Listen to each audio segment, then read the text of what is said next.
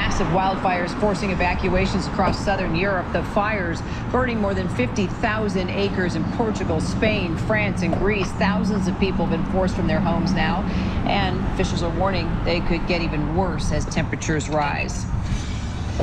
4 infants sick with botulism after drinking powdered baby formula.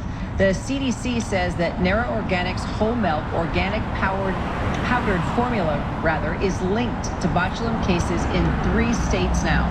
The FDA says the product was recalled last month and is not expected to cause any shortages. Officials say to throw the formula away if you have it and ask for a refund.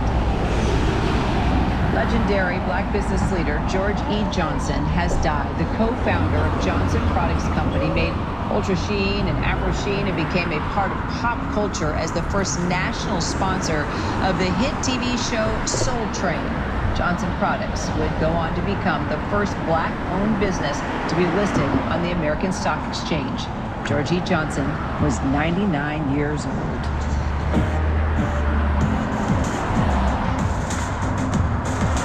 It was a heartbreaking loss on the world stage. The U.S. men's national team knocked out of the World Cup after getting smoked by Belgium. A massive crowd cheering on the red, white, and blue, but it just wasn't enough to overcome 4 goals. Trevor Olt has the details from Seattle. It's the end of the road for the U.S. men's national team. Their electric World Cup run, marked with dominant victories and even some global controversy, finally knocked out in Seattle by Belgium. It's going to be a hard one to stomach for this team. Fervent American fans filling the stadium and watch parties around the country, showing a passion and hope for the team that we hadn't seen in years. With their first 4 matches, the Americans had never trailed. Belgium quickly snapped that run of dominance. And that's the opening goal for Belgium. It was De Ketelaere, first to react in there in the cross. The U.S. fought back, the crowd roaring at this free kick from Malik Tillman. Tillman over the wall, scores! Malik Tillman! Lightning strikes twice, and the United States has tied the game! But the celebrations were short-lived, with Belgium striking back just 2 minutes later. Take the lead, and the U.S. right back where they were. U.S. head coach Mauricio Pochettino seen furiously kicking over water bottles, and the game soon got out of hand. De Ketelaere knocks it away. Tim Ream can't block it.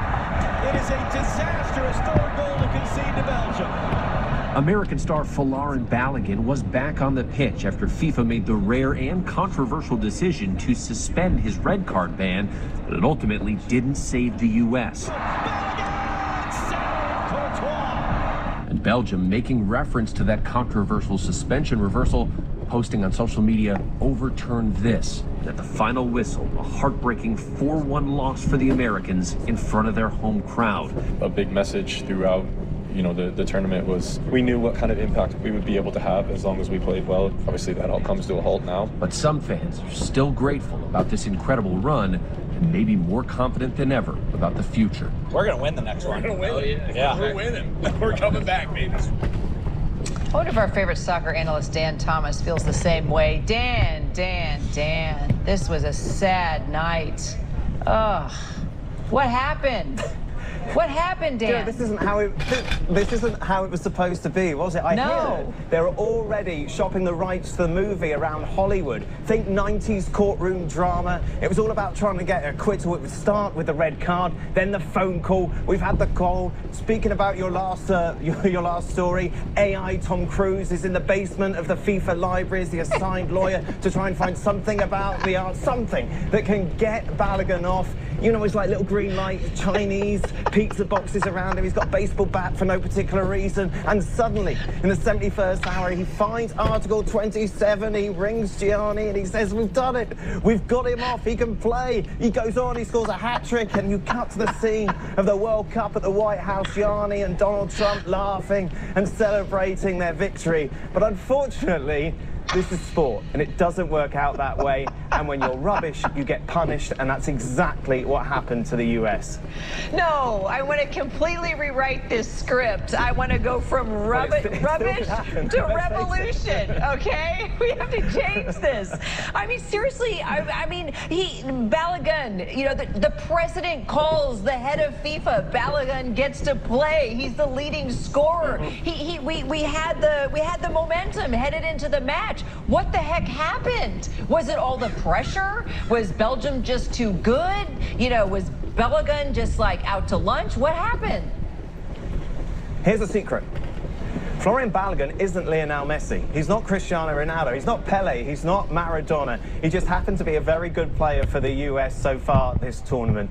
They came up against a side who had the wind behind them. They had the momentum with all the news that built up in the 24 hours to kick off.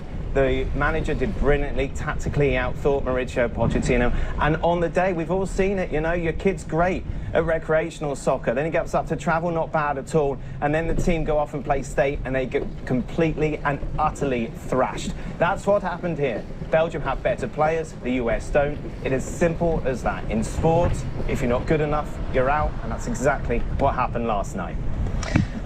Sigh. Okay, all three host countries now, the US, Canada, Mexico, officially out. Do I even ask you, who are your favorites moving forward? Well, let's not pretend any of those three teams were favourites, by the way, in any conversation ahead of the start of this tournament. Oh, you are so brutal. No, I'm just true. What? Magic World. Yeah, US are great. They're going to win the next World Cup. Let's talk about reality, shall we? Oh, yeah, let's. This is where these teams are. This is the kind of the standard that they play to, and round of 16 was kind of where we thought they were going to come, and that's exactly what happened. Talking of favourites, right? Who do we think is going to do well? Well, as we stand, Argentina are losing, so that's interesting with Lionel Messi missing a penalty. God, he's rubbish, isn't he? But you look at it all and you would say France. France are the favourites. They have got fantastic players. We talked about this before, and it's interesting that the other side of the bracket, who could face France? Obviously, England were fantastic against Mexico. Norway have got some momentum after beating Brazil. Everyone's talking about Erling Haaland now, this great Norwegian striker who has been magnificent so far in this tournament. So I know the US are out, and I know this is the last time I'll ever speak to you again. However, overall, it's still going to be a very good World Cup. Oh, please don't threaten me like that. Trust me, Dan Thomas, we are going to speak again. All right, Spain was able to knock out Portugal with this last-minute goal ending the great Cristiano Ronaldo's World Cup career without ever winning the cup. Is he really going to hang up the cleats now? No, I don't think he'll hang up his cleats domestically. So he plays in Saudi Arabia at the moment. I imagine that will still happen. Your big question is this his last World Cup? And I think it is. I think maybe the last World Cup should have been his last World Cup. I think this was one too many for him. Roberto Martinez, his coach, made a massive mistake with him. He didn't have the, what word am I looking for? Guts. Let's stick with guts. To get rid of Cristiano Ronaldo, to not take him to the tournament. He couldn't even substitute him yesterday, despite the fact you had a player who scored the winner in the last match and was the reason that you were in this game in the first place. There was too much love for Cristiano Ronaldo from their coach, but take nothing away from his legacy. He has been one of the best players, not only of his generation, but that we've ever seen on a football pitch. There we go. Boy, I was thinking you were pretty brutal, but you came around there and, you know, you gave a compliment. You're tough, Dan Thomas. Oh, thank you so much. How very kind of you, Kieran. Stay tuned for the new reality show, ESPN's FC. Yeah. Dan Thomas. We'll never talk again now the US are out. World Cup's over. That's it. Who cares? Well, by the way, do you have a favorite team? Team Disney. Oh my gosh, that's why you make the big bucks. Dan Thomas, have a fabulous rest of your day, my friend.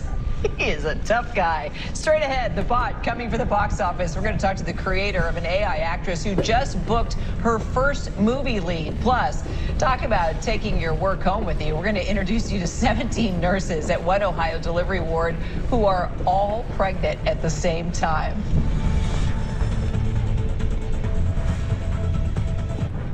You think this is how I got my tan? Think again.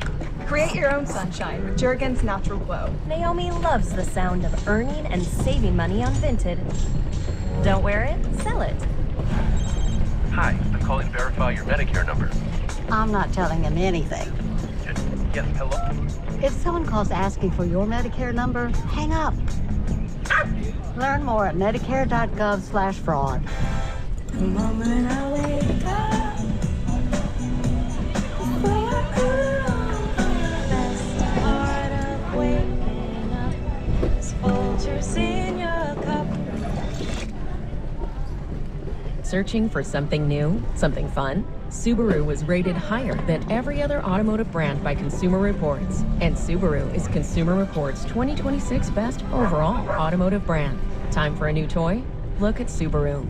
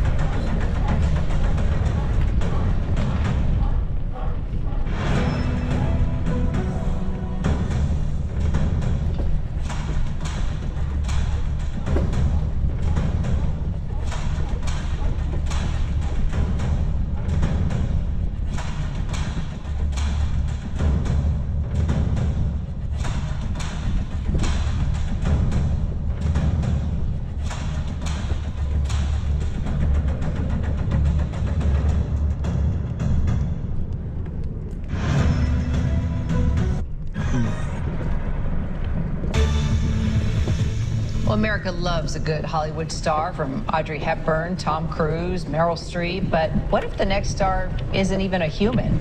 Well, a production company announcing it's officially started developing a feature film starring Tilly Norwood, an actress created entirely by AI. Our Will Reeve has all the details and the controversy over artificial intelligence on the big screen. Hi, I'm Tilly Norwood, the world's first AI actor. Tilly Norwood is stepping into a leading role. The company behind the AI-generated actress, whose existence has been a hot-button issue in the entertainment world, announcing a project in the works, what it's calling its first full-length AI feature film. I now feel that the tech is at a point where we can start doing long-form storytelling and make a feature film. Tilly's creators described the movie, titled Misaligned, as a comedy drama telling a coming-of-age story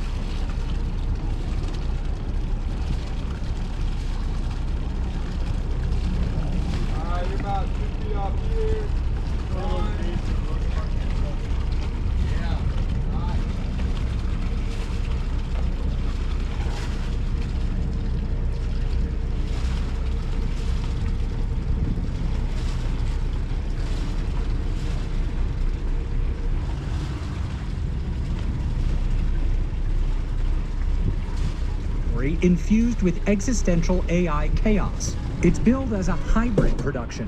Human film and TV professionals directing, writing, and editing the project alongside AI specialists. Tilly really started the conversation and showcased what was possible. Now, with this, I am hoping to upskill, retool people and traditional filmmakers to be ready for the new AI workflow and doing it together with them. Tilly's creators have made it their mission to reframe AI as a tool rather than as a replacement for humans. It even inspired the lyrics to Take the Lead, the single and music video released in March. AI's not the enemy, it's the key. Tilly hasn't exactly been embraced by Hollywood stars. Academy Award nominee Demi Moore urging her Hollywood peers to be open to the ever-evolving technology. AI is here, and so to fight it is to, in a sense, to fight something that is a battle that we will lose. What it can never replace is what true art comes from, which is not the physical, it comes from the soul. But AI in entertainment appears to be here to stay. The upcoming film As Deep as the Grave features an AI-generated performance from the late Val Kilmer. Don't fear the dead, and don't fear me. And unscripted streaming competition Wonka's Golden Ticket is set to include the AI recreated voice of Willy Wonka himself, Gene Wilder. A whole new generation of real-life golden ticket holders will compete for a life-changing prize. We are at a point of no return in the sense of that AI is here. The question now is the future of AI. What does Hollywood do with that or not do with that?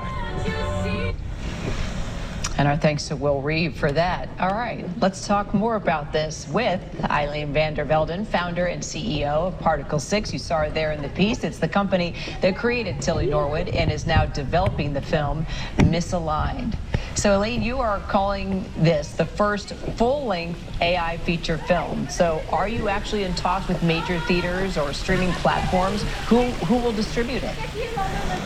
Yes, we're in talks with lots of different people, mostly filmmakers, but also, distributors as to who will distribute it. For us, it's less about, making this a box office hit and more about preparing people for the transition that we're about to go through. So retooling, reskilling people and getting them ready. I think that's the most important thing to me. Transition. A couple of questions actually I have for you. Actors and their unions have made it very clear, you and I have talked about this before, that they don't consider Tilly Norwood an actress. So if much of the industry continues to reject this idea, why do you think audiences should still embrace it? I actually think we're seeing a slow warming up of the industry. We've had, A24 come out and say that they're working with AI companies. We've had Reese Witherspoon try and encourage people to use AI. We've had Ben Affleck sell an AI company to Netflix. So I think, we have to accept that this is going to be part of our everyday. And I worry for people put their hands and don't embrace AI because the future world will require people to have AI skill sets. And so instead I want to prepare people for that and raise awareness, which was the project of Tilly all along. It was to showcase what was possible with the tech, and we'll carry on doing that going forward. I also just don't think that it's limited to, right? It's not like you can only watch AI films and AI films will be everything, right? I think there's space for animation, there's space for reality TV, there's space for live action films with real actors, and there's space for AI films. You're right about other, folks in the industry jumping in on using AI, but using AI versus creating an AI actor are two very different things. I see it as just creating characters, right? The reason I called her an actor was that she could play multiple characters, and I was an actor, and I feel like I'm creatively fulfilled by her being able to create all these, play all these different characters in different films. So we get to play with her and we get to explore the tech with her. So yeah, I think it's a positive thing, and I don't see why, she's like a Disney princess to me, or a Mickey Mouse. It's no different. It's like an animated character. She just looks more photorealistic. So your description, talking about how it makes you feel, and you see it as a very positive thing. I was actually reading that you were getting death threats over this. Is that true? And if so, how is that? Was it through mail, email? Were people calling you? Yes, people, rightly so, have been really scared of this tech, right? And I totally empathize and agree with them. Like, I think it's really, really scary. I, just like everyone else, am in the same boat where I can see my future, work disappearing. And so I decided to, future-proof myself and convert my business to be an AI business, so an AI production studio. And we make AI ads and AI films and AI characters. And as an actor, I felt like, or at least I can have an AI actor through which I can use my skills. So because it's very much still about the human expertise working with the AI. It's not like the AI can make a film by itself. It's like Demi Moore said, it's all about the soul. And so we're just, we've quadrupled in workforce. There's going to be a huge amount of new jobs in the creative industries as a result of AI. But you have to understand the tools, and then you can do amazing things. It's not like it does anything by itself. So the threats don't seem to be rattling you much. They've very much calmed down, but also I think people are starting to realize that, it's coming regardless. And I also think it's normal when you are pioneering in a new space that people do get, so rattled that they might send death threats. I totally understand. So yes, I try not let it get in the way of my creativity, and I will keep creating. But this is normal as part of a revolution, just like we had with the Industrial Revolution. So, question for you. The Pope has actually come out, pretty critical of AI. He says the dignity of the human being risks being flattened or forgotten, replaced by functions. But the person is not a system of algorithms. He or she is a creature, a relationship, a mystery. What do you make of that? Yeah, I agree. I think, it is all about the humans, and that's the same thing at Particle 6. It's all about the humans behind. The AI doesn't have any desire or impulse to make anything by itself. It's only because of me that we've made Tilly, or that we're making an AI feature film. And as there's a reason why Tilly has sparked so much interest. It's because there was a real actor behind her